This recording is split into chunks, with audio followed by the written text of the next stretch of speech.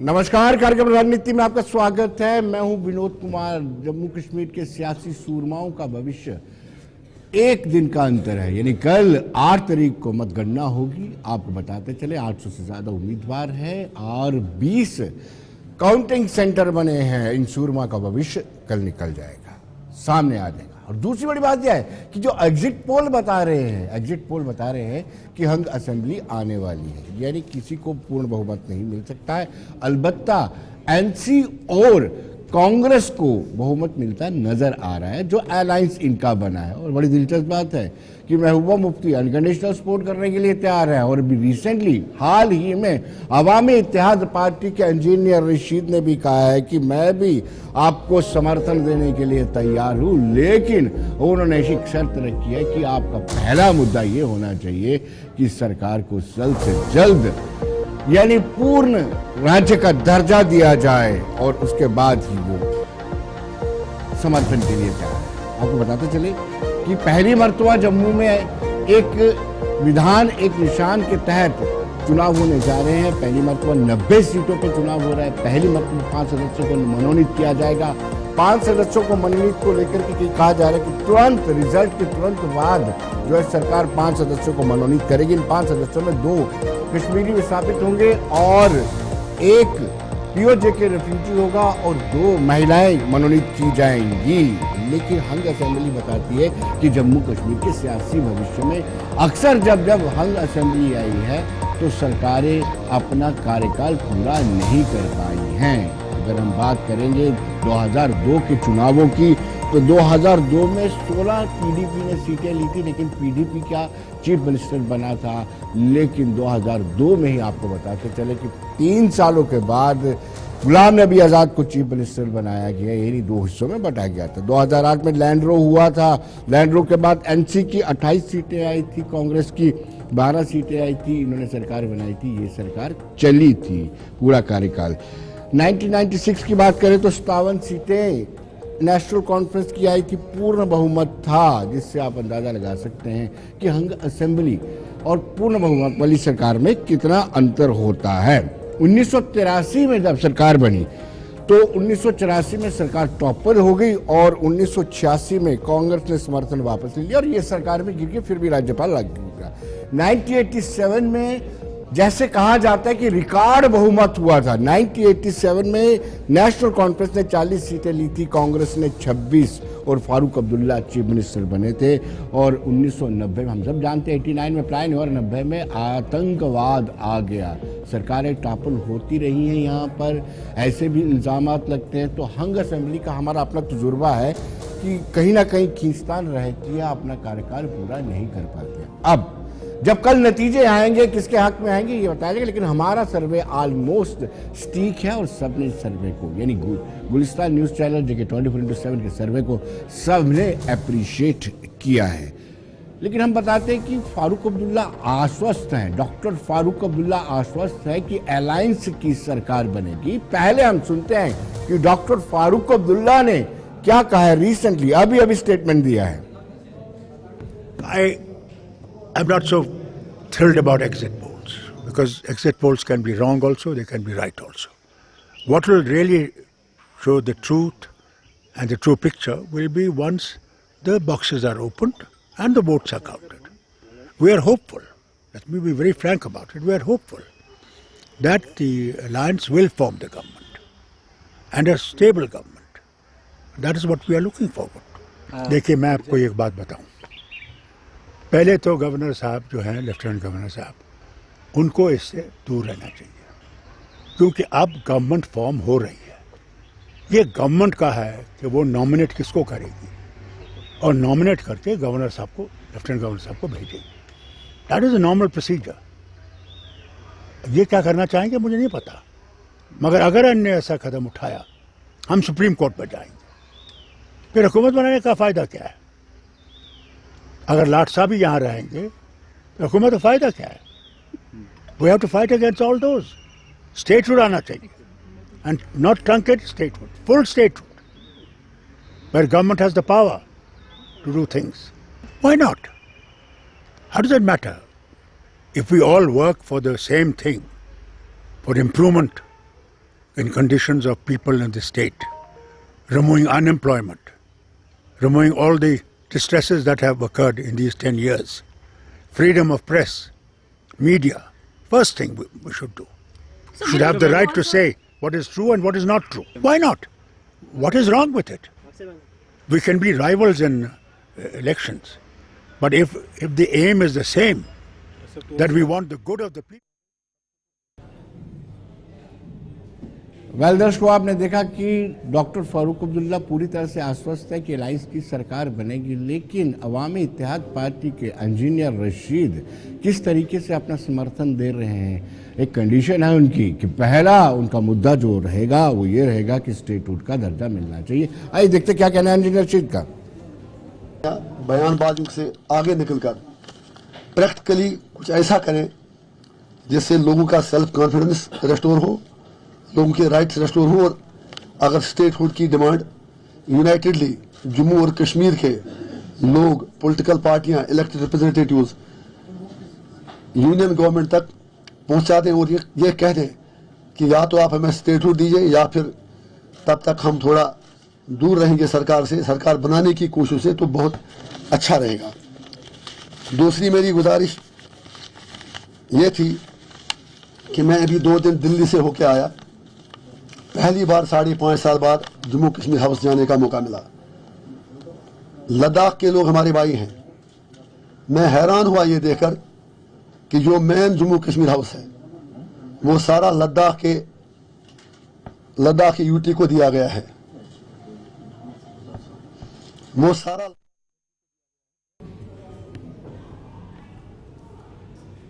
तो दर्शकों, आपने देखा इंजीनियर रशीद क्या कह रहे हैं कि किस तरीके से वो समर्थन करेंगे और डिमांड कर रहे हैं कि सभी सियासी जमातों, अलायंस को, पूरे अलायंस को मिलजुल करके अपने लिए, यानी इस यूटी को पहले पूर्ण राज्य के दर्जे का स्ट्रगल करवाना होगा। लेकिन अब अपने जो हमारे पैनलिस्ट हैं उनसे आपको रूबरू कराता हूँ। सुनील प्रजापति जी भारतीय जनता पार्टी से बिल्कुल साथ है, राइट साइड पे आपका स्वागत है। मनीष साहनी शिवसेना उद्धव ठाकरे ग्रुप से आपका भी स्वागत है। सोहित शर्मा जी हैं पीपल्स डेमोक्रेटिक पार्टी से हैं, और राजीव सराफ जो है वो हमारे साथ कांग्रेस से जुड़ चुके हैं। लेकिन आपसे चर्चा करने से पहले मैं सीधे आपको, हमारे यहाँ जो काउंटिंग सेंटर बना हुआ है जम्मू डिस्ट्रिक्ट का, पॉलिटेक्निक कॉलेज भी है, मौलाना आज़ाद मेमोरियल कॉलेज भी है, वहाँ से शिल्पा हमारे साथ जुड़ चुकी हैं। शिल्पा शर्मा, आप मुझे सुन पा रही हैं? Shilpa, I am audible for you? जी यस शिल्पा, कितना कैसा माहौल है? पहले तो सिक्योरिटी पॉइंट ऑफ व्यू से देखा जाए, फिर हम बाद में बात करेंगे सियासी। कैसा सुरक्षा को लेकर के कैसे बंदोबस्त किए गए हैं? जी बिल्कुल, देखिए 3 काउंटिंग सेंटर्स बनाए गए हैं, पॉलिटेक्निक कॉलेज, एमएएम कॉलेज और साथ ही साथ गांधीनगर वुमेन कॉलेज। इन 3 काउंटिंग सेंटर्स में से एक काउंटिंग सेंटर इस समय मौजूद हूँ पॉलिटेक्निक कॉलेज में, जहाँ पे आप देखिए कड़ी सुरक्षा व्यवस्था स्ट्रॉन्ग रूम के बाहर की गई है। सेना के जवान तैनात हैं, जम्मू कश्मीर पुलिस के जवान यहाँ पर तैनात हैं, और जो भी यहाँ पर प्रवेश कर रहा है गेट से उन्हें सबसे पहले पहचान पत्र पूछा जा रहा है और उसी के बाद जो है उन्हें अंदर प्रवेश करने दिया जा रहा है। देखिए ईवीएम मशीन को वीडियोग्राफी की निगरानी में रखा गया है, ड्रोन के माध्यम से निगरानी की जा रही है, और आप तस्वीर में आपको दिखाना चाहूंगी, फ्लाईओवर से भी निगरानी की जा रही है। जो वाहन गुजर रहे हैं, जो लोग गुजर रहे हैं, उन पर भी निगरानी की जा रही है। और ये तीसरी तस्वीर आप देखिए, सीआरपीएफ के जवान भी यहाँ पर तैनात है, और पूरी तरीके से इस समय ये पुख्ता किया जा रहा है कि कल 8 तारीख को जब नतीजे होंगे, सामने आएंगे, तो वो पीसफुल तरीके से जो है वो सामने है। उसको लेकर इस समय तीनों कॉलेज में, गांधीनगर वुमेन कॉलेज और साथ ही साथ एमएएम कॉलेज, पॉलिटेक्निक कॉलेज में कड़ी सुरक्षा व्यवस्था यहाँ पर जो है वो की गई है। देखिए अहम ये रहता है, आम जनता अक्सर ये क्यूरियोसिटी में रहती है कि कौन से उनके जो इलाका है वहाँ उनका इलाका किस काउंटिंग सेंटर में जो है वो कहाँ पर काउंटिंग होने वाली है। तो एमएएम कॉलेज में करीबन 5 के करीब जो है वो काउंटिंग सेंटर बनाए गए हैं, और पॉलिटेक्निक कॉलेज में जो है वो करीबन 6 के करीब जो है ये पॉलिटेक्निक सेंटर जो है वो यहाँ पर एरिया की सेंटर जो है वो यहाँ पर बनाए गए हैं। तो एमएएम कॉलेज में 5 इलाकों की काउंटिंग होगी और पॉलिटेक्निक कॉलेज में 6 इलाकों की जो है वो काउंटिंग होगी। 8 तारीख को जब नतीजे सामने आएंगे तो उससे पहले ट्रैफिक एडवाइजरी जारी की गई है। इन 3 रूट की अगर मैं बात करूँ, एमएएम कॉलेज, साथ साथ गांधीनगर वुमेन कॉलेज और पॉलिटेक्निक कॉलेज, इन 3 रूटों को जो है वो डाइवर्ट कर दिया गया है। आखिरी सवाल आपसे ये रहेगा, ये तो सिक्योरिटी सिनेरियो हो गया, क्या सियासी जमातों के एजेंट्स भी रुख किए हुए हैं, इनको अलाउ किया जा रहा है इस तरफ प्रीमिसेस में विजिट करने का? जी बिल्कुल, तारीख को जब नतीजे सामने आएंगे, जब यहाँ पर काउंटिंग होगी, तो उससे पहले जब गेट से हर कोई प्रवेश करेगा, सबसे पहले उनसे जो है वो ऑथराइज मांगा जाएगा कि आप ऑथराइज है या नहीं है। जो कैंडिडेट के काउंटिंग का एजेंट है, उन्हें अंदर, जो ऑथराइज होंगे उन्हें ही अंदर प्रवेश करने की इजाजत दी जाएगी। जो काउंटिंग ड्यूटी के स्टाफ होंगे उन्हें ही अंदर जो है वो प्रवेश करने की इजाजत दी जाएगी। देखिए, अगर कोई भी कैंडिडेट का व्यक्ति यहाँ पर पहुंच जाता है और वो चाहता है कि वो अंदर जाना चाहता है, अगर वो ऑथराइज नहीं होगा तो उसे जो है वो अंदर जाने की इजाजत नहीं दी जाएगी। बहुत बहुत शुक्रिया शीतल, ग्राउंड जीरो से हमारे साथ जुड़ने के लिए धन्यवाद, आप मुझसे जुड़ी। हम आगाज करते हैं चर्चा का और सुनील प्रजापति से पूछते हैं। सुनील जी, आपको एग्जिट पोल बता रहा है कि जो 50+ का आपका स्लोगन था उसकी पूरी तरह से हवा निकलती है, नजर आ रही है। देखिए विनोद जी, बात यह है कि एग्जिट पोल अनुमान है और कल नतीजे आने वाले हैं। मैं आपको बता दूं, हमारी पार्टी पूरी तरह से आश्वस्त है कि हमारी यहाँ पे सरकार बनने जा रही है और 35 से ज़्यादा सीटें जो हैं हम निकाल रहे हैं जम्मू क्षेत्र में जी, और कुछ कश्मीर से भी हमारी सीटें आएंगी और कुछ इंडिपेंडेंट्स को जोड़कर हम यहाँ पर सरकार बनाने जा रहे हैं जी।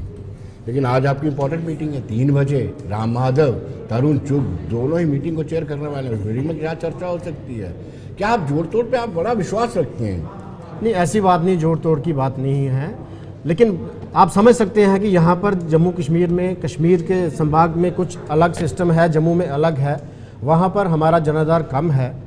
तो फिर भी भारतीय जनता पार्टी जो केंद्र की सरकार है, जम्मू जनाधार कश्मीर कम है कि है ही नहीं है? जनाधार 10 साल लगे आपको, क्या एक फूल नहीं खिला पाए? कहाँ से खाद की कमी आ गई? इस बार खोल करके कश्मीर को दिया आपने, 3-3 MLC दिया कश्मीर से, इस बार बावजूद में फूल इस बार नजर नहीं आ रहा है। इस बार कश्मीर में फूल खिलने जा रहा है और मैं आपको बता दूं, और हमारा वोट बैंक पिछली बार से जो पार्लियामेंट इलेक्शन हुए उससे ज़्यादा वोट बैंक, हमारा जो वोट शेयर यहाँ पर बढ़ेगा। पार्लियामेंट तो चलो हमने यहाँ पे कंटेस्ट नहीं किया है, लेकिन आप देखेंगे जितने भी हमने कैंडिडेट उतारे हैं और हमने काफ़ी ज़्यादा सीटों में हम फाइट दे रहे हैं और बड़ा अच्छा आने वाले समय में जितना केंद्र सरकार ने वहाँ पर काम किया है, जो तस्वीर वहाँ पर बदली है कश्मीर की, कुछ कहना वो आपको इंटरप्ट करना चाह रहे हैं। जी मनीष जी। नहीं, इंटरप्ट नहीं, मैं इनकी तारीफ करूंगा। बीजेपी के प्रवक्ता हैं, अक्सर बीजेपी के प्रवक्ता यहां आकर सच्चाई बोलते नहीं, मगर ये तारीफ के काबिल है कि इन्होंने कबूला कि कश्मीर में इनका बिल्कुल भी जनाधार नहीं है, और ये भी कबूला कि जो 50 का जुमला था वो मात्र जुमला ही है। 25 से 30 सीटें नहीं जाने जा रहे हैं। मैंने बिल्कुल नहीं कबूला है। देखिए, इन्होंने मैंने ये बोला है मनीष जी कि हमारी सीटें वहां पर निकलने जा रही हैं और हमारा वोट शेयर वहां पर बढ़ेगा। इन्होंने सीटें बताई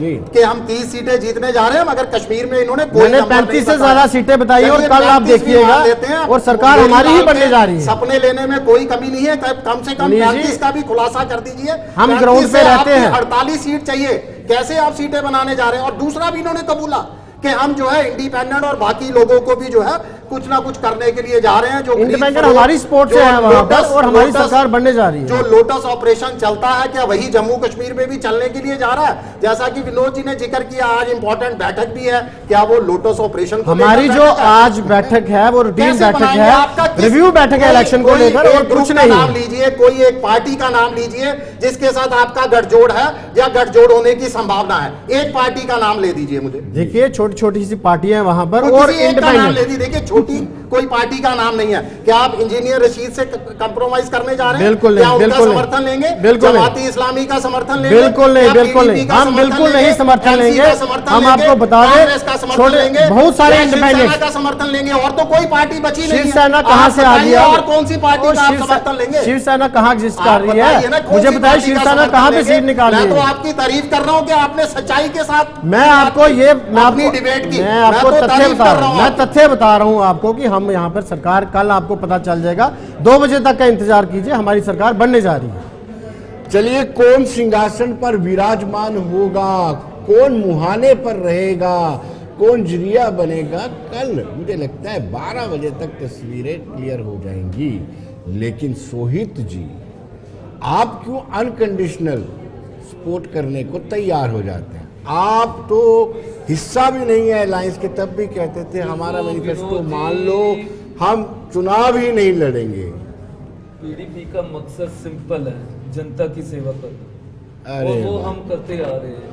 जनता की जिस तरह से जो हालात 5 अगस्त 2019 के बाद से जम्मू कश्मीर में बने हैं जी, जिस तरह से यहाँ पर भ्रष्टाचार, बेरोजगारी, क्या कुछ नहीं जम्मू कश्मीर में होने जा रहा है। 5 साल से हम यही सब कुछ देख रहे हैं। तो इसी कारण आप भगवान ने चाहा, हम सुप्रीम कोर्ट का भी थैंक्स करते हैं कि उन्होंने दबाव बनाया केंद्र सरकार पे, तो जम्मू कश्मीर में इलेक्शंस हुई और इलेक्शंस के बाद आज के समय में जो रिजल्ट आएगा, उस रिजल्ट में जो 370 और 35A का साथ देगा, हम उनके साथ हैं। मैं बार बार एक बार रिपीट कर रहा हूं, जो 370 और 35A का साथ देगा, जो हमारे स्टेट सब्जेक्ट की बात करेगा, जो जम्मू कश्मीर के लैंड सब्जेक्ट की बात करेगा, हम उनके साथ हैं। ये आंदोलन आगे भी चलेगा और हमारा मकसद एक है कि जम्मू कश्मीर की जनता का स्टेट सब्जेक्ट को वापस लाना है। इसके लिए जो कुछ होगा वो हम करेंगे। बिल्कुल, आप कांग्रेस के साथ हैं। बिल्कुल कांग्रेस, मैं क्या कह रहा हूँ, जो 370 और 35A का साथ, ये कांग्रेस के जो अभी मेरे मुंह से आपने सुना कि मैं कांग्रेस और एनसी की सपोर्ट कर रहा हूं। राजीव श्राव जी बताइए। हम यही कह रहे हैं कि हम जो 370 35A का साथ देगा उनके साथ है। 35A लाएंगे जो एनसी कहती है, जो पीडीपी कहती है। क्या ऐसा करेंगे आप? देखिए विनोद जी, बात ये कांग्रेस ने अपनी पॉलिसी, अपना एजेंडा क्लियर कर दिया था। हमने इलेक्शन में भी बता दिया, मैनिफेस्टो में बता दिया। हम स्टेटहुड की बात करेंगे, लोगों के जॉब की और सिक्योरिटी की बात करेंगे, लोगों के लैंड को सुनिश्चित करेंगे, उनका राइट उनको दिलाएंगे, और जो भी जम्मू कश्मीर में बेस्ट, क्योंकि इसमें सुप्रीम कोर्ट की वर्डिक्ट आ चुका है, तो उससे अब हम बहस नहीं करेंगे। आगे इसमें क्या आने वाले, इसमें विनोद जी मैं बात इनको रोकना चाहूंगा। मैं इनसे पूछना चाहता हूं 370 को लेकर कांग्रेस का क्या स्टैंड है? कांग्रेस क्या 370 को बहाल करना चाहती है या नहीं चाहती है? देखिए हमारे बीजेपी के प्रवक्ता जी, बात ये आप ना सरकार बनाने में हो। मेरा सीधा सवाल है आपसे, क्या 370 35A को आप सपोर्ट करते हैं? क्या बहाल कराना चाहते हैं कि नहीं चाहते? मैं कह रहा हूँ हमने क्लियर कर दिया, हम JNK को, लोगों को स्टेटहुड का दर्जा दिलाएंगे, इनके जॉब सिक्योर करेंगे और इनकी लैंड। लेकिन 370 की बात नहीं करेंगे। मैं कह रहा हूँ सुप्रीम कोर्ट का वर्डिक्ट आ गया, फिर मेरी बात आप सुन रहे हो। फिर अगर इसका मतलब आप चाहते हैं कि 370 वापस नहीं आना चाहिए? नहीं, चाहने ना चाहने से क्या होगा? आप बोल रहे हो अभी 370, आपने अभी बोला कि सुप्रीम कोर्ट का वर्डिक्ट आया। आप सुप्रीम कोर्ट को मानते नहीं, कोई अभिशाप नहीं है, मानते ना। 370 कोई अभिशाप नहीं है। जिस तरह से आप बार बार 370 की बात कर रहे हैं, 370 कोई अभिशाप नहीं है। जिस तरह से आप लोग कहते हैं, आप लोगों ने जो शादी करके बाहर जाती थी उनको राइट्स नहीं मिलते थे, हम लोगों के लिए अभिशाप था। जम्मू का जो ओबीसी समाज है उनके लिए अभिशाप था। आज पहली बार उनको तो अगर कोई राइट्स मिले हैं 370 टूटने के बाद मिले हैं। जम्मू कश्मीर की आम जनता के लिए हक था, लेकिन आप लोगों ने पूरे भारत में जम्मू कश्मीर को बदनाम करने में कोई कसर नहीं छोड़ी। बिल्कुल बदनाम किया आप लोगों ने। आप मुझे बताओ, क्या 50 साल से लोग बाहर से जम्मू में नहीं आ रहे हैं? ये किस तरह से आप लोगों ने हालात जम्मू कश्मीर के बना के रख दिए? हिंदुस्तान के सामने बताया हिंदुस्तान को कि क्या एनसी और कांग्रेस ने किया है 370 को यहाँ पर रखकर। आपकी 9 स्टेटें ऐसी हैं जिसमें लगभग स्टेटहुड का सिस्टम है। हिमाचल नहीं, 2 झंडे आप फिर नॉर्थ ईस्ट में चले जाओ भाई, हिमाचल में चले जाओ। अब हिमाचल आपका 301 तो वहां आप नौकरी नहीं कर सकते, आप जगह नहीं ले सकते। आपने जम्मू से, आपने जम्मू के लोगों ने भाजपा पे भरोसा किया और इन्होंने उनको धोखा दिया। धोखा इनकी फितरत है, जो इनके साथ जुड़ता है। इन्होंने कई सरकार बनाने में इन्होंने एकनाथ शिंदे को लाके शिवसेना को धोखा दिया। इन्होंने इस तरह जो इनके साथ जुड़ा उसको इन्होंने धोखा, पीडीपी लाई तो बे को अलग कर दिया। देखिए इनका काम राजीव जी, आप गलत बात कर रहे हैं। आप गलत बात कर रहे हैं, उनके जख्मों को कुरेद रहे हैं। मेरे सामने मनीष जी कर रहे हैं। नहीं, मैं बात कर रहा हूँ भाजपा की जख्मों को कुरेद रहे आपने वापिस बीजेपी को जख्म दे दिए हैं इतने। तो इस वास्ते मैं ये कह रहा हूँ कि अभी पहले ये इनका नारा था 400 प्लस, हम 400 प्लस करेंगे, लेकिन कितने आए? 240, 87 सीटें जो है, 87 सीटें लगभग डिस्प्यूट में, जिसमें अभी कुछ वो कह रहे हैं कि ये कंफर्म नहीं है। तो चलो उसके बाद ये 50 प्लस कह रहे हैं, तो लोग समझ गए नारा इनका स्लोगन होता है, बैनर शैनर एडवर्टाइजमेंट का खर्चा है। बाकी इनको प्रैक्टिकली लोगों ने इस बारी बता देना है कि एक वोट की कीमत क्या होती है, और वोट के जरिए बताएंगे। और कांग्रेस को का सुपड़ा साफ होने वाला है, कांग्रेस मुक्त जम्मू होने वाला है। आप कल 2 बजे के समय देख लेंगे, कांग्रेस मुक्त जम्मू कर दिया जम्मू कश्मीर का। सुनील जी, आप लोगों ने फिर किस विनोद जी, किस एक-एक हिसाब से करके, आप एक-एक कहते करके हो? सबको अरे समझाइए। आप ये लोगों है, ने अगर स्मार्ट मीटर जम्मू कश्मीर को दे दिए, देखिए, आप लोगों ने देखिए, मेरी बात बाहर के सुनिए। ठेकेदारों को जम्मू में ला दिया, चाहते हैं लोकल ठेकेदारों को आपने खत्म दिए कर हैं, दिया। राजीव जी, जो आपने फिर दिए मालूम हैं। है किस चलिए, हैसियत से सारे आप लोग लोकल कर रहे हैं। ठेकेदार काम कर रहे हैं और इसी तरह से काम करें, कोई वेला नहीं बैठा। देखिए, चुनाव मुझे लगता है चुनाव प्रचार खत्म हो चुका है, अब तो नतीजों का दिन है, तो इस तरह का प्रचार करना बंद कर दे। 370 जम्मू कश्मीर से हटाया गया, बिल्कुल इसमें कोई दो राय नहीं कि वाल्मीकि समाज को जो है हक मिला है, वेस्ट पाक रिफ्यूजियों को हक मिला है, देश की जम्मू कश्मीर की बेटियों को हक मिला है, मगर जम्मू कश्मीर की आम जनता के हक छीने भी हैं बीजेपी ने।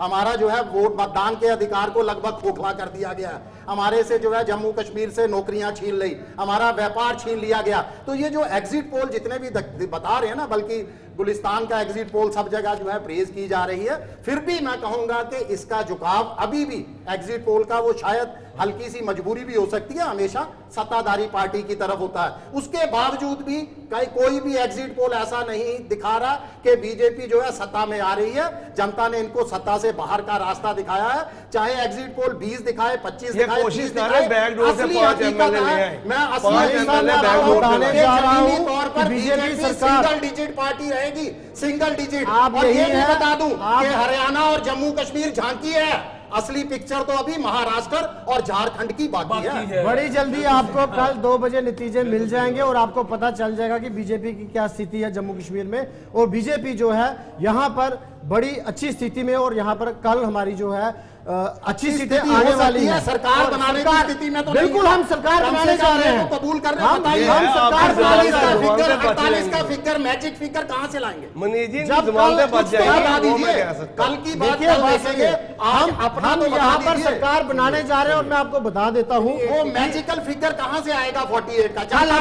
जनता ने तो आपको नकार दिया, अगले 2 जनता दिन तो में- आपको सिंगल डिजिट में भेजने जा रही है। हम यहाँ पर एक तो सिंगल लार्जेस्ट पार्टी बनने जा रहे हैं, आपको मैं सीधा बता देता हूं, बीजेपी सिंगल लार्जेस्ट पार्टी बनेगी।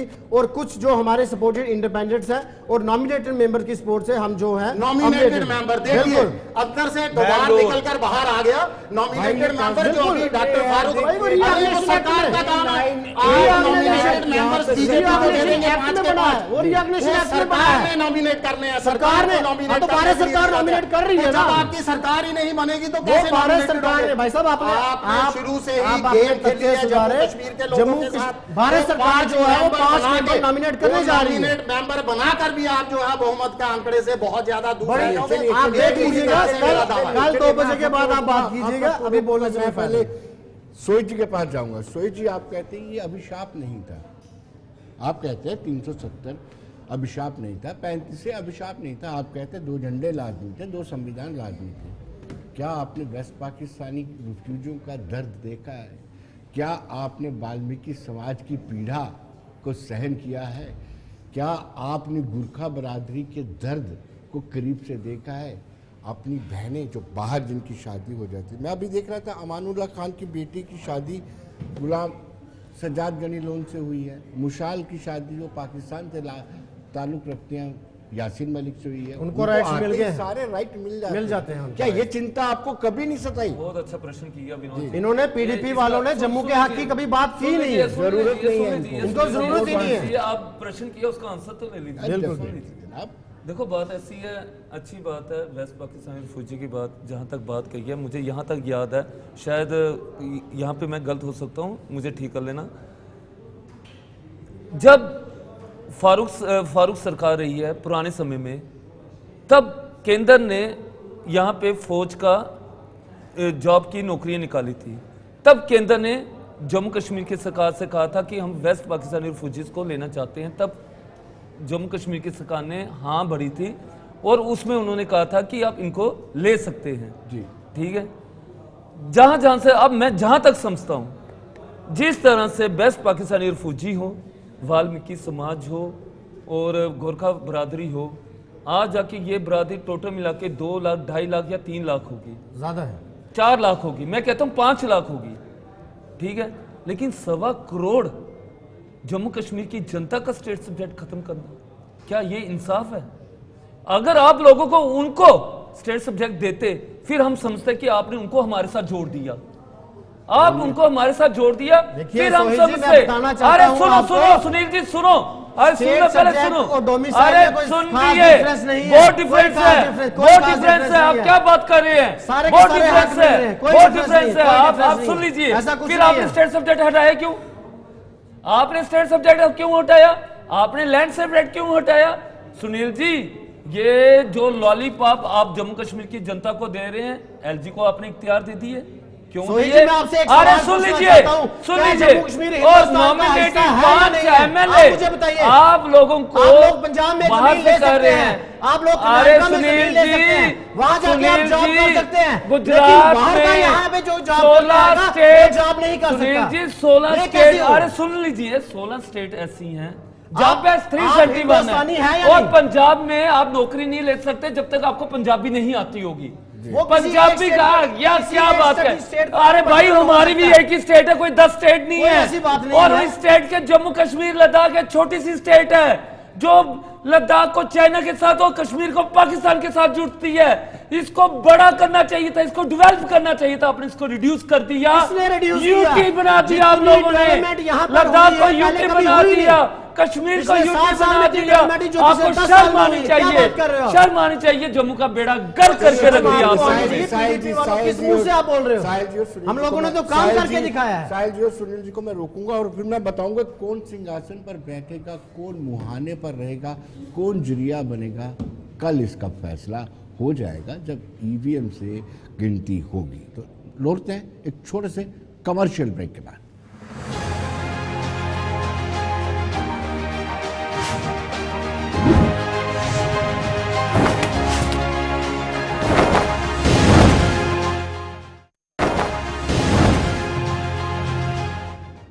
ब्रेक के बाद एक मरतबा फिर स्वागत है। अभी राजीव साहब जी ने कहा कि भाजपा जिसके साथ हाथ मिलाती है उसका हाथ या साथ छोड़ देती है, और सीधा अटैक मुनीष जी पर था। देखिए, हम शिवसेना ने बीजेपी के साथ हाथ अगर मिलाया था 27 साल, तो हमने पूरी तरह से निभाया। जिस समय इन्होंने छोड़ा वो तो जग जाहिर है कि जिसके साथ बीजेपी ने गठजोड़ किया। मैं तभी तो बीजेपी के प्रवक्ता से पूछ रहा था, आप बताइए जम्मू कश्मीर में किसके साथ आप गठजोड़ करेंगे, किसका समर्थन लेंगे, कौन सी पार्टी आपको समर्थन दे? आपको तो जनता नहीं समर्थन दे रही, तो पार्टियां कहां से समर्थन देगी? आपका तमाम गठजोड़ जो है वो लगभग खत्म हो चुके हैं। आप चाहे एनडीए के अंदर 32, 33, 35 कितनी भी पार्टियों का गठजोड़ कर लो, असल में आपके साथ कोई भी साथ आने वाला नहीं है।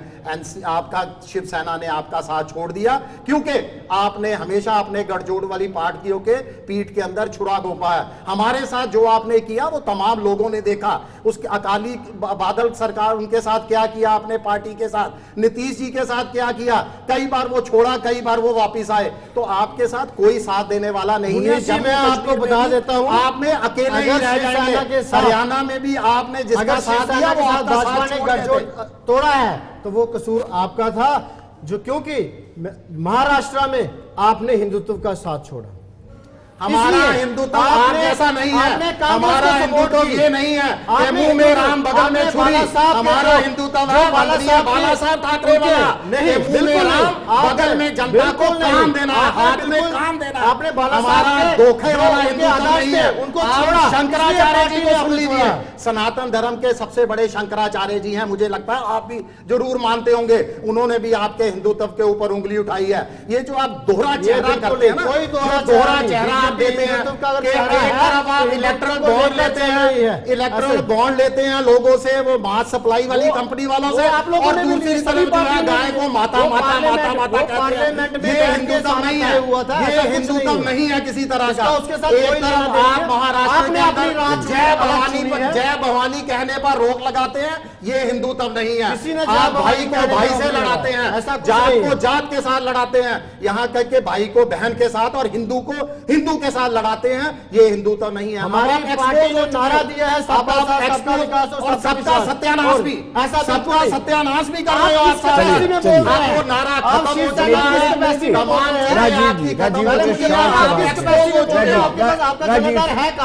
जनाधार अपने गिरेबान में झांक के देखिए, पिछले 15 साल 20 साल पीछे चले जाइए। प्लीज राजीव जी, आप ये 5 नॉमिनेट कर रहे हैं एमएलएस, रिप्रेजेंटेटिव्स, आपको बहुत ज्यादा एतराज है, विपक्ष को बहुत ज्यादा एतराज है और कहते हैं कि असंवैधानिक है। लेकिन आपने 356 के तहत 92 सरकारें गिराई हैं। देखिए विनोद जी, पहले तो मैं ये बताऊंगा ये अनकॉन्स्टिट्यूशनल है। हाँ। हमारे यहाँ 90 लोगों को 90 पीपल्स को लोग वोट करेंगे, लोग अपना विश्वास जताएंगे, वो जो सरकार बनेगी फिर वो उन विश्वास पे पूरा उतरेगी। देखिए विनोद जी, मैं इसमें बता दूं, मैं बोला नहीं, आप सुनिए तो सही। उन 5 को नॉमिनेट करेगी। मुझे बताओ हिंदुस्तान में मैंने आज तक नहीं सुना कि सरकार बनी है और सीएम ने नहीं रिकमेंड किया तो इन्होंने ऐसा कर लिया। अगर ऐसा ही करना था आ रहा हूं तो ये 5 साल उन्होंने वेट क्यों किया? ये बना लेते एक सरकार नॉमिनेट, चलती सरकार नॉमिनेट, वो भी बड़ी कोशिश की है, बहुत कोशिश की थी। कर लेते ये भी, ये प्रयास भी। विनोद जी, मैं इसमें बताना चाहूंगा वाली सरकारें हैं पुडुचेरी में, पुडुचेरी एक यूनियन टेरिटरी है, 239 के तहत 1963 एक्ट के तहत वहां पर ये पावर्स दी गई है। 30 कैंडिडेट एमएलए वहां पर चुन के आए और 3 नॉमिनेट हुए और उनको पूरी की पूरी पावर दी गई। लोगों के सेंटिमेंट्स के साथ आपका कोई ध्यान नहीं है। देखिए आपकी नीयत में शुरू से खोट था। जो जस्टिस रंजना देसाई की रिपोर्ट आई है वो इंडिपेंडेंट कमेटी थी। मेरी बात सुनिए, और जो वहां पर उन्होंने रीऑर्गेनाइजेशन एक्ट बनाया, पार्लियामेंट में बनाया, कश्मीर के लोगों को धोखा दिया, कोई धोखा नहीं दिया है। आपने 3 साल पहले बोलना चाहिए था, उस टाइम क्यों नहीं बैठे? आपके उस टाइम लॉयर वगैरह, आपके उस टाइम साजिश जो का इतने हिस्सा लोग थे वो कहां थे? पहले मुझे एक चीज आप जो मर्जी कर लो, जो पहले आपको ये सब कुछ सामने है, इतिहास माफ नहीं सरकार करेगा। ने सब कुछ सामने रखा है। इतिहास हमारे दोबारा 5 याद कैबिनेट रखेगा। मेंबर होंगे और उसकी पावर जो होगी भारत सरकार के पास होगी। जी आपको पता होना चाहिए। आपको वापिस लौटता हूँ। मेरे साथ सीधे डोडा से विकास बनास हमारे से जुड़ चुके हैं, वो पोलिंग काउंटिंग स्टेशन के बिल्कुल नजदीक है। विकास, आप मुझे सुन पा रहे हैं? जी सर। विकास, अब कहीं ना कहीं सिक्योरिटी पॉइंट ऑफ व्यू से सेंसिटिव एरिया माना जा रहा है डोडा, क्योंकि ताज़ा डोडा में भी दोबारा से रिवाइव हुई है, टेररिज्म रिवाइव हुआ है। तो सिक्योरिटी पॉइंट ऑफ व्यू से जो अपना काउंटिंग सेंटर है उसमें किस तरह की व्यवस्थाएं की गई हैं सुरक्षा के लिहाज से? देखिए, डोडा के अंदर 3 कांचुनसे हैं और तीनों का जो है काउंटर सेंटर डीसी ऑफिस चुना गया है और आसपास जो है चप्पे चप्पे पे निगरानी भी रखी गई है और लगभग 300 से ज्यादा सीसीटीवी यानी पूरे डिस्ट्रिक्ट के अंदर लगाए गए हैं और हर जगह पर निगरानी इस तरह से रखी जा रही है, क्योंकि पिछले कई दिनों से, मतलब इससे 3-4 महीने पहले 8 हमले डोडा के अंदर हुए थे और उसके बाद एडमिनिस्ट्रेशन किसी तरह का भी कोई रिस्क नहीं लेना चाहता है और सिक्योरिटी फोर्स भी किसी तरह का कोई रिस्क इस बार जो है नहीं लेना चाहती है और इलेक्शन साफ सुथरा हुआ था। अब काउंटिंग कल होनी है, कल सुबह 7 बजे के बाद ये तमाम चीजें प्रोसेस शुरू हो जाएगा और इसका रिजल्ट जो है 2 से 3 बजे तक पूरा जो है निकल भी आएगा। विकास, किस तरह का व्यवस्था की गई है? सिक्योरिटी के अलावा एक जो लोकल एडमिनिस्ट्रेशन होता है उसके द्वारा व्यवस्थाएं की जाती हैं, जो अपने पोलिंग एजेंट्स हैं वो कहाँ पे उनको स्टे करना बिठाया जाएगा, या फिर मीडिया के लिए कोई बाकायदा एक मीडिया सेंटर बनाया गया है, यहाँ पर वक्तन जो इंफॉर्मेशन है वो पासान की जाएगी? देखिए, डीसी ऑफिस के अंदर जो है एक बढ़िया तरीके से मीडिया के लिए अलग से एक टेंट वगैरह लगा के रखा है जहां पर इस तरह की अनाउंसमेंट होगी। साथ में जितने भी पोलिंग एजेंट हैं उनको पहले ही आदेश दिए गए थे कि आपको इस तरह से ये कागजी कार्रवाई जो है पूरी करनी है और तमाम लोगों के कार्ड भी जो है बंट के। ऐसे में एडमिनिस्ट्रेशन ने डिस्ट्रिक्ट के अंदर अलग अलग जगहों पर अपना एक लगा रहे हैं ताकि जो अनाउंसमेंट होगी जिस कौन लीड कर रहा है, कितने वोटों से कौन आगे बढ़ रहा है, वो तमाम चीजें जो है लोग घरों में ही सुन पाए और ऑनलाइन भी देख पाए। इसलिए तमाम चीजें रखी गई हैं और मीडिया जो है पल पल के अपडेट जो है डीसी ऑफिस के अंदर से देगा, क्योंकि डीसी ऑफिस बहुत बड़ा है, बहुत बड़ा कॉम्प्लेक्स है और एक साइड से काउंटिंग होगी और दूसरी साइड स्क्रीन भी लगाई जाएगी जिसमें प्ले होगा कितने वोट किसको जा रहे हैं और कौन जो है लीड भी कर रहा है। चलिए विकास, बहुत बहुत शुक्रिया आपको ग्राउंड जीरो से जुड़ने के लिए और इन्फॉर्मेशन पास ऑन करने के लिए, धन्यवाद। मनीष जी कुछ कह रहे थे, इसमें मैंने इंटरप्ट किया था। जी मनीष जी। जी, मैं तो कहूँगा दुर्भाग्यपूर्ण है कि बीजेपी के प्रवक्ता, जिसको देश का ताज कहा जाता था जम्मू कश्मीर, जिस पर हम गर्व करते थे, पौंडीचेरी के साथ उसको जो है मिला रहे हैं कि पौंडीचेरी में ये होता है तो जम्मू कश्मीर में भी यही होगा। अरे आप बात पूरी सुन लीजिए, मेरा पूरा जवाब सुन लीजिए।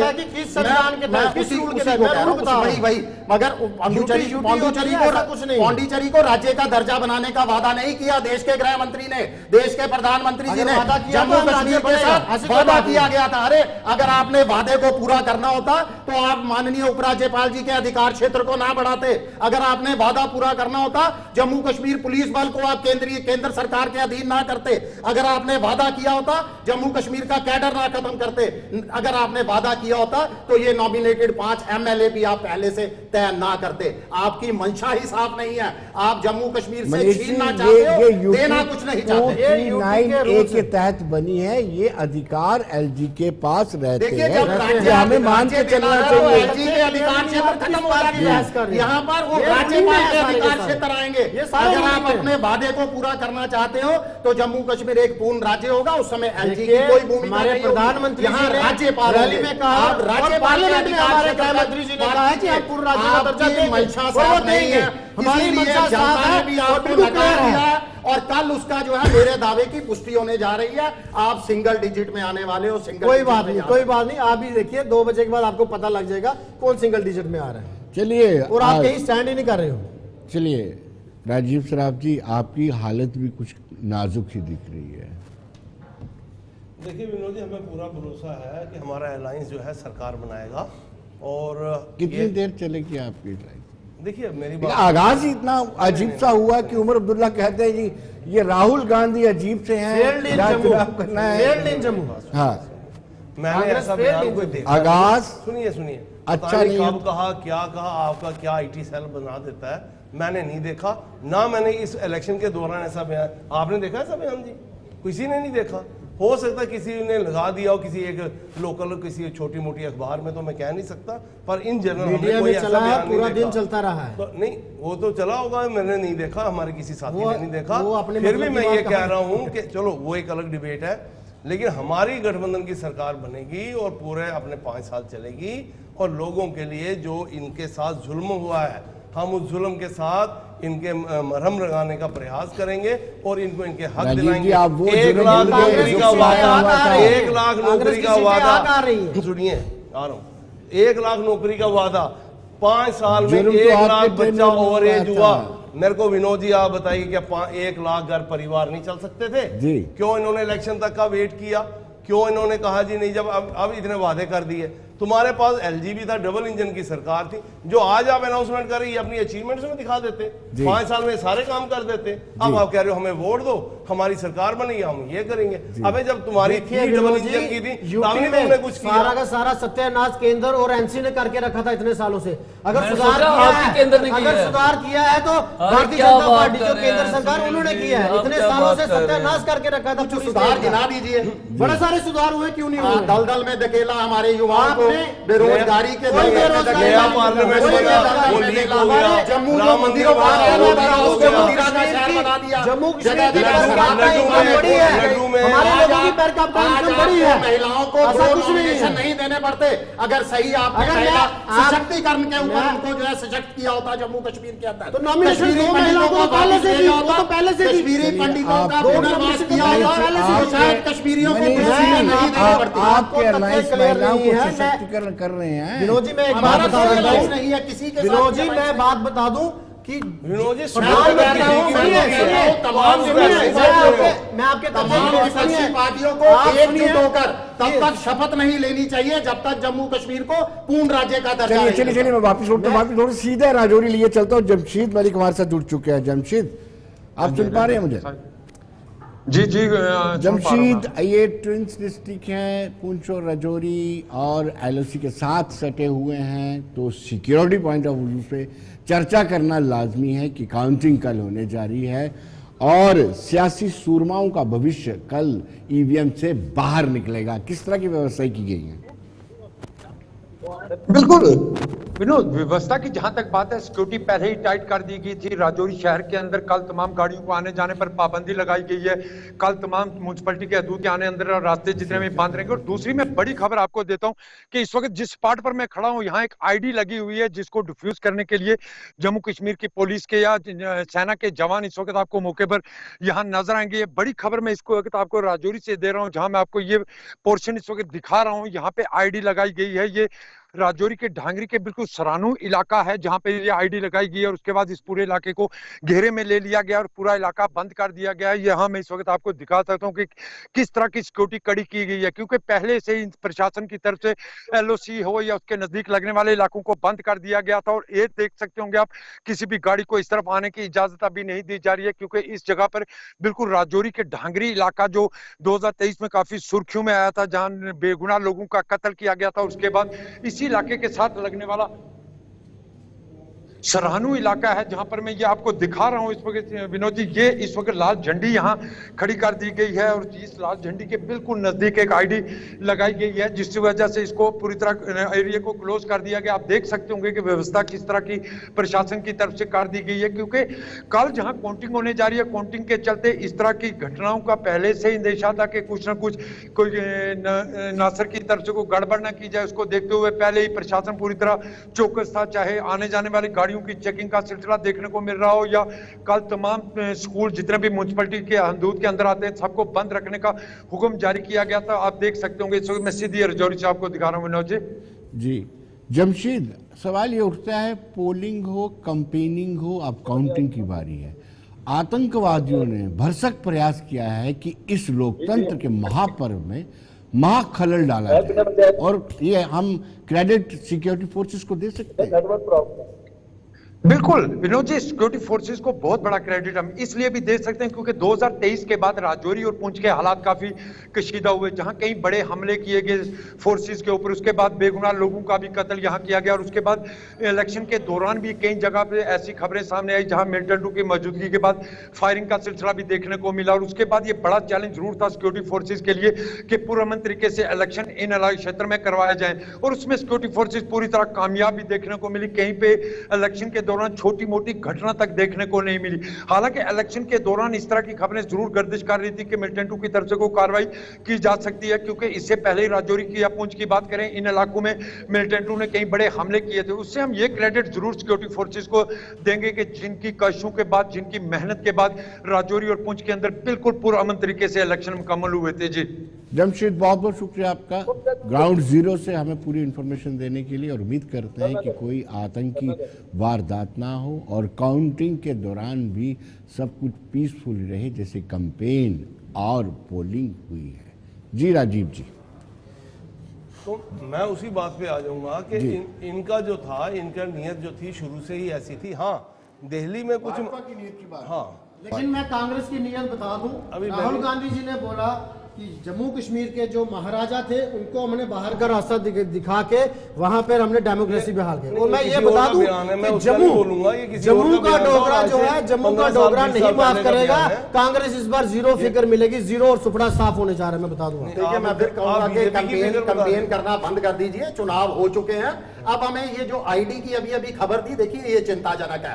और प्रधानमंत्री जी कैंपेन करने आए थे, उस समय भी आतंकवादी हमला हुआ। ये पाकिस्तान की देन है, ये बीजेपी शासनकाल की देन है। और सबसे दुखद ये है, बड़ा अच्छा है, देखिए सुन तो बीजेपी की शासनकाल की बिल्कुल देन है, बीजेपी और की शासनकाल कांग्रेस ने जम्मू संभाग के अंदर आतंकवाद बीजेपी शासनकाल में चलता रहा, जो खत्म किया, पत्थरबाज खत्म किया, कैलेंडर खत्म किए, पाकिस्तान से बातचीत पर उंगली उठाते हैं, वो अपने गिरेबान में जाके देखे शिखर सम्मेलन में शामिल होने के लिए। तो हमारे विदेश मंत्री जी पाकिस्तान जा रहे हैं।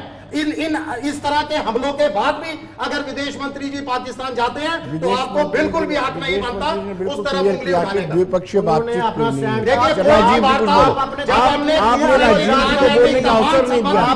राजीव जी को अपना पक्ष रखने दीजिए। क्या करने जा रहे हैं विदेश मंत्री जी? राजीव जी, क्या बातचीत जी कर दिया, करना पड़ा ना, वो भी लोग क्लियर करते हैं। राजीव जी, आप क्लियर रखते हैं। देखिए विनोद जी, हर डिबेट में हर जगह भाजपा बड़े बड़े मंचों पे कहती है कि हमने आतंकवाद को खत्म कर दिया, जीरो टॉलरेंस हो गई है, कोई किलिंग नहीं है, लोग शांतिपूर्ण हो गए, लाल चौक। मैं ये कह रहा हूँ, ये आईडी आई कहाँ से? बॉर्डर भी आपके पास, ड्रोन भी आपके पास, प्रमाण आपके सामने है, प्रमाण आपके सामने कैसे हो गया? अब हमारे जम्मू से 80 किलोमीटर में कठुआ है, रामनगर है, रियासी है, तो वहां आतंकी वारदातें हो गई हैं। जम्मू भी सेफ नहीं है। आप कह रहे हो जी श्रीनगर हमने सेव कर दिया। अरे भाई आपके सामने है, वारदात कोई हुई नहीं। अगर यहाँ पर हुआ है तो सरकार उसके काम जम्मू संभाग में पिछले 18 महीने से 15 जवानों ने शहादत दी और आप कहते हो कोई वारदात ही नहीं हुई। अरे क्या कब तक हम शहादत देते रहेंगे हमारे जवान? कब ये आतंकवाद पर आप पूर्ण विराम लगाएंगे?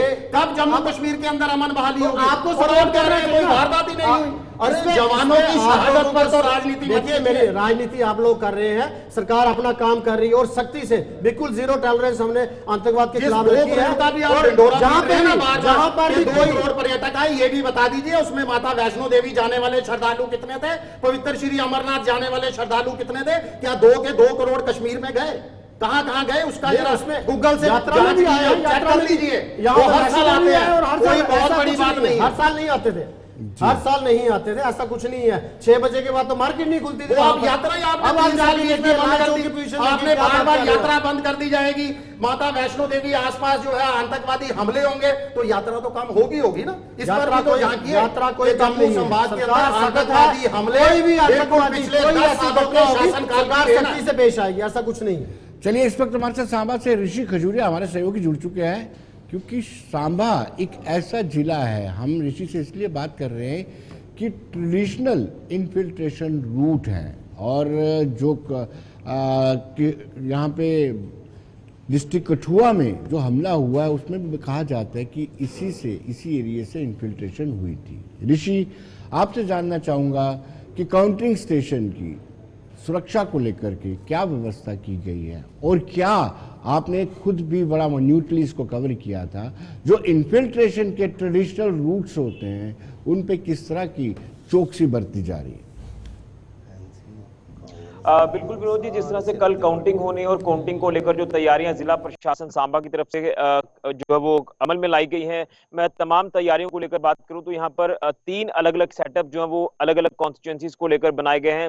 जिसमें सांबा जिला हेडक्वार्टर की बात करें तो यहाँ पर 2 कॉन्स्टिट्यूएंसीज की काउंटिंग होनी है, सांबा और रामगढ़ की, और एक विमल मुनि कॉलेज है विजयपुर के अधीन वो इलाका आता है, वो कॉलेज आता है, तो वहां पर विजयपुर कॉन्स्टिट्यूएंसी की काउंटिंग होनी है। तो सुरक्षा के पुख्ता इंतजाम जो वो किए गए हैं। हमने कुछ ही देर पहले यहाँ तमाम काउंटिंग सेंटर्स का दौरा किया है। यहाँ पर सिक्योरिटी के पुख्ता इंतजाम है। इसी के साथ साथ इलेक्शन कमीशन ऑफ इंडिया की तरफ से जो गाइडलाइंस जारी की गई हैं, उन गाइडलाइंस के आधार पर तमाम स्टाफ जो वो तैनात कर दिया गया है काउंटिंग सेंटर्स पर। वहीं अगर बात करें सुरक्षा को लेकर तो सुरक्षा तमाम काउंटिंग सेंटर्स पर तो पुख्ता की गई है, लेकिन अगर बात करें बॉर्डर्स के हवाले से तो तमाम बॉर्डर पर भी सिक्योरिटी के पुख्ता इंतजाम किए गए हैं। बीएसएफ लगातार अपनी पेट्रोलिंग को बढ़ाती हुई नजर आ रही है। इसी के साथ जैसे आपने जिक्र किया कि पुराने इन्फिल्ट्रेशन रूट्स हैं, तो मैं आपको बता दूं कि वहां पर भी सिक्योरिटी का एक बड़ा सेटअप जो वो किया गया, जिसमें कुछ ही दिन पहले एसएसपी सांबा विनय कुमार जी ने इसको लेकर जानकारी दी थी कि हमने तमाम उन पुराने इन्फिल्ट्रेशन रूट्स को लेकर बात करें तो वहां पर भी सुरक्षा के पुख्ता इंतजाम किए हैं। क्योंकि हमने पिछले दिनों में देखा कि जो हालात बने, वो चाहे कठुआ में हुए आतंकी हमलों को लेकर बात कर ले, उधमपुर को लेकर बात कर ले, तो ये बेई नाला और एक तरना नाला, ये पुराने इन्फिल्ट्रेशन रूट्स है। तो ऐसा माना जा रहा है कि यहीं से इन्फिल्ट्रेशन हुई है और ये तमाम आतंकी जो है वो इस तरफ जो वो गए हैं और यहाँ पर आतंकी हमलों को उन्होंने जो वो अंजाम दिया है। तो उसको लेकर अब कहीं ना कहीं किसी तरह का कोई रिस्क सिक्योरिटी को लेकर नहीं लिया जाएगा। सिक्योरिटी को लेकर यहाँ पर पुख्ता इंतजाम किए गए हैं। हाईवे की सिक्योरिटी को भी बढ़ा दिया गया है। जैसे कि कल काउंटिंग होनी है, तो काउंटिंग को लेकर और ये तमाम सुरक्षा को लेकर, ये 2 अलग अलग पहलुओं को लेकर मैं आपको बताऊं तो सुरक्षा को लेकर किसी तरह का रिस्क नहीं लिया जाएगा और पूरी तरह से सुरक्षा व्यवस्था इस समय चाक चौबंद कर दी गई है पूरे जिला सांबा में। चलिए ऋषि जी, बहुत बहुत शुक्रिया हमारे साथ जुड़ने के लिए और इन्फॉर्मेशन शेयर करने की। मैं जानना चाहूँगा सोहित जी से। सोहित जी, आप मानते हैं कि स्वर्गीय मुफ्ती मोहम्मद साइद एक बहुत तजुर्बाकार सियासतदान थे। 2014 के परिणामों के बाद उन्होंने पाया कि जम्मू से मैंडेट भाजपा को मिला है और कश्मीर से पीपल्स डेमोक्रेटिक पार्टी से मिला है। उस मैंडेट की कदर करते हुए उन्होंने मिलजुल करके सरकार बनाई थी। अब भी अगर कश्मीर को रिप्रेजेंटेशन देनी हो तो क्या आप भाजपा का समर्थन करेंगे? देखो विनोद जी, बात ऐसी है कि जिस समय मुफ्ती साहब ने ये सोच लेकर चले थे, जो पहले भी सोचा हुआ था 2002 में कि जम्मू कश्मीर लद्दाख को बराबर का हक देना, उनको बराबर लेकर चलना, तो वही सोच लेकर 2014 में भी आए थे। लेकिन भारतीय जनता पार्टी से ये हमें उम्मीद नहीं थी। जिस तरह से हमारा कॉमन मिनिमम प्रोग्राम भी बना था, जिसमें इन्होंने साफ लिखा था कि हम 370 को हाथ नहीं लगाएंगे, लेकिन उसके बावजूद इन्होंने धोखा दिया। देखो, जो जनता है, जनता जनार्दन है, वो जो फैसला लेती है हम उसका स्वागत करते हैं, लेकिन जो पार्टी होती हैं, जैसे मैं भारतीय जनता पार्टी को कहता हूं, मैं भारतीय जनता, सुन लीजिए जैसे भारतीय जनता पार्टी है जिसने जम्मू की जनता को धोखा दिया है, जम्मू की जनता के साथ भेदभाव किया है, जम्मू की जनता के स्टेट सेनेट को खत्म किया है। अरे प्रश्न मुझसे पूछते हैं, आंसर आप देते हैं। अरे प्रश्न पहले आंसर तो कंप्लीट होने दीजिए, आंसर तो कंप्लीट होने दीजिए। आपका सच बताने जा रहे हैं हम बता रहे हैं जम्मू की जनता को कि क्या हालात उस समय बनाए। तो कहने का मतलब ये है, आज के समय में अगर बीजेपी को 26 के 30 सीटें भी मिलती हैं, फिर भी हम भारतीय जनता पार्टी के साथ नहीं हैं। जो सेकुलर सोच रखने वाले लोग हैं हम उनका साथ हैं। जो स्टेट सब्जेक्ट की बात करें, जो 35A की बात करें, हम उनके साथ हैं। यही बात मैं कहना चाहता हूँ। जी सुनील जी, आप क्या कहते हैं, किस तरीके से आप अपना गणित बना रहे हैं?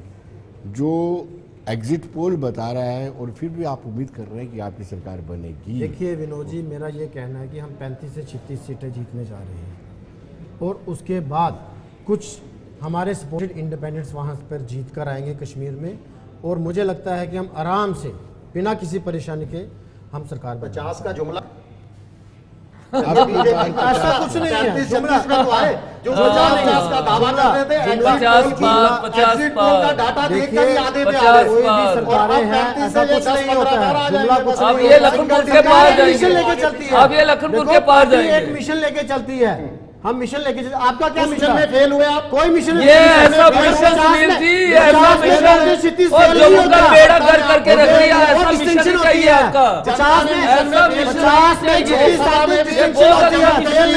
फेल नहीं होता। हरियाणा में भी आपका सुपड़ा साफ होगा, जनता ने कोई भी विद्यार्थी अगर पेपर 100 नंबर का देने जाता है, अगर 75% 80% लेके आता है तो वो डिस्टिंक्शन लेके आता है, वो जीत होती है उसकी। चलिए कि अगर बीजेपी आपको 10 काम कहती है तो पूरे 2-3 ही होंगे। ऐसा कुछ नहीं है, 8 करते हैं हम। करती है पार्टी, जो कहती है वो करके दिखाती है। आपका तो जनाधार ही नहीं। आप बताइए आपके कितने कैंडिडेट जनाधार हमारा देश आप किनको रिप्रेजेंट कर रहे हैं? पहले मुझे ये चीज बताइए। जनाधार खत्म करके दिखाएंगे। कोई बात नहीं। आपको भी बहुत साल लगे जम्मू कश्मीर में, हमारा तो अभी पहला चुनाव है।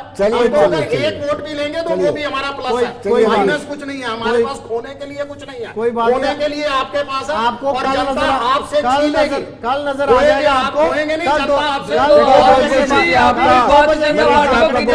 आपको पता लगे। आपका बहुत बहुत शुक्रिया सोहित जी, आपका भी बहुत बहुत शुक्रिया, और राजीव जी आपका भी बहुत बहुत शुक्रिया। सिंहासन पर कौन विराजमान होगा ये कल पता चलेगा, कौन मुहाने पर रहेगा और कौन जरिया बनेगा इसका भी कल पता चल जाएगा, और मोस्ट प्रोबेबली 12 बजे तक तस्वीर बिल्कुल स्पष्ट हो जाएगी। तो दर्शकों, आप बने रहिए देश दुनिया की खबरों के लिए और मुझे दीजिए इजाजत। नमस्कार।